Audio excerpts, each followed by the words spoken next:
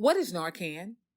So Narcan or naloxone is a reversal agent that oftentimes is used exclusively, really, for the reversal of an opioid overdose. It competitively works with the receptors in the body where the opioid would attach. So we have these receptors in our body, the opioids attached to those receptors, and what the Narcan does is it comes in, it knocks the opioid off, and it attaches itself. And by doing so, it diminishes the effects of the opioid. And the two most concerning effects of the opioid are, of course, respiratory depression and central nervous system depression, meaning that your brain and your lungs start to work less and less until they get to zero and they're not working anymore. Who should carry Narcan? Everybody. I think everybody should. I think it's, you never know when you're going to need it. You could not be in an environment that you think you need it, and the next thing you know, you have it. We have gone through great strides in this country over the past 2 decades to put AEDs everywhere. And we are now at a point in our country, because of what's going on with the opioid epidemic, that we need to put Narcan everywhere too. What is fentanyl? So fentanyl is a synthetic opiate that is much, much more powerful than heroin. We started in the opiate epidemic locally in our community in 2012. That year I saw 5 people overdose from heroin.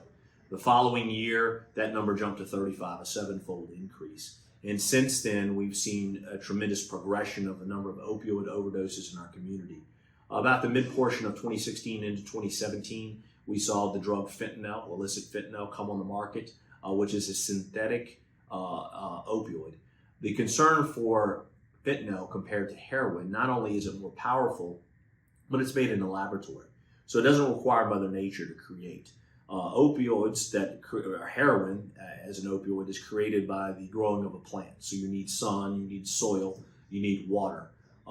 Whereas with fentanyl, which is a synthetic opiate, it can be made in a laboratory. So it can be made 24/7. It can be made regardless of the weather outside. You don't have to worry about drought or lack of water and so forth. And so when you take Mother Nature out of the equation, then certainly they can make a lot more of this very deadly and dangerous substance. What is fentanyl's form, and what form does it comes in that's showing up in drugs? So it shows up in every form because that's what's made it so deadly. A lot of times historically, probably because what we've seen in movies and in television is someone would actually inject these types of medicines into their vein.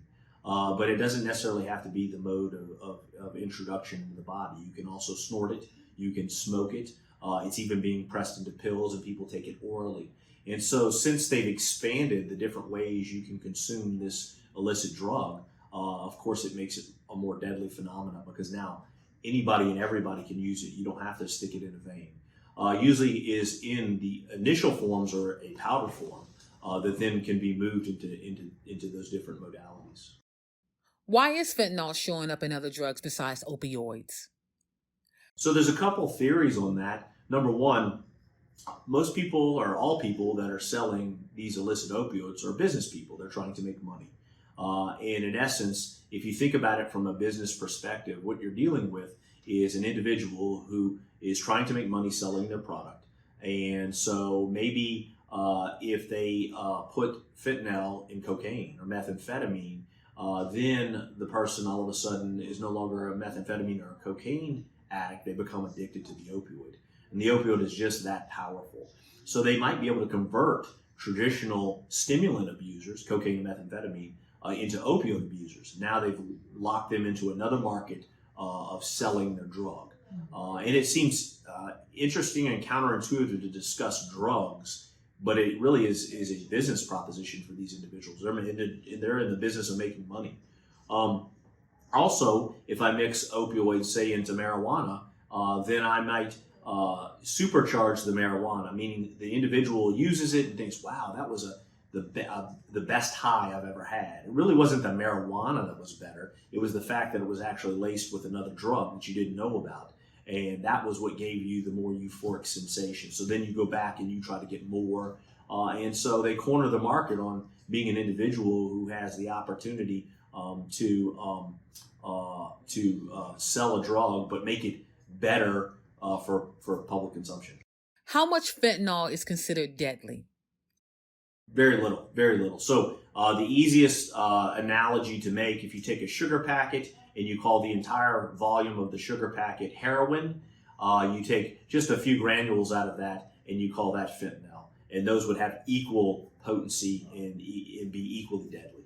Let's talk about prevention and trying to save someone's life, particularly when it comes to our kids and youth. What would you tell them? A lot of people who experiment with drugs say we're just doing recreational drugs, who get gummies from their friends or things of that nature. What would you tell them to warn them of and to be aware of? In the past, we've never really thought about it or approached it from the standpoint that there is the potential now for fentanyl to be in everything. So someone might say, well, this drug is safer than this drug, right? No drug is safe, obviously. But the fact now that we're now seeing fentanyl being adulterated in, or these other drugs being adulterated by fentanyl, or fentanyl being in those drugs, then no drug becomes safe. And so just because you think, well, oh, it's just a little marijuana. Well, if it's marijuana with fentanyl, it'll kill you. So it's not, it creates a scenario where nothing is safe. And you can't trust the person that you're getting it from. I know a lot of people like to think well, I trust that person. Believe me, at the end of the day, that person's only intention for you is to make money off of you. They have no desire for any other part of your life. So if they sell you something and it kills you, they don't care. They made the money they made and they're going to move on. And so that should scare all of us. It should scare us whether we're young and impressionable or older and wise. But we have to make these kinds of decisions. Otherwise, at the end of it is death. You know, my job as the coroner, oftentimes I investigate homicides and we talk about whether someone's been shot or stabbed or beaten to death. But I lump fentanyl into that same exact category. If you sell somebody fentanyl, you're doing the same exact thing as someone that would shoot somebody. Because they may not die with that use of the drug, but the potential for their future death is tremendous. When it comes to young people who are experimenting or people who are using recreational drugs, what would you say to them?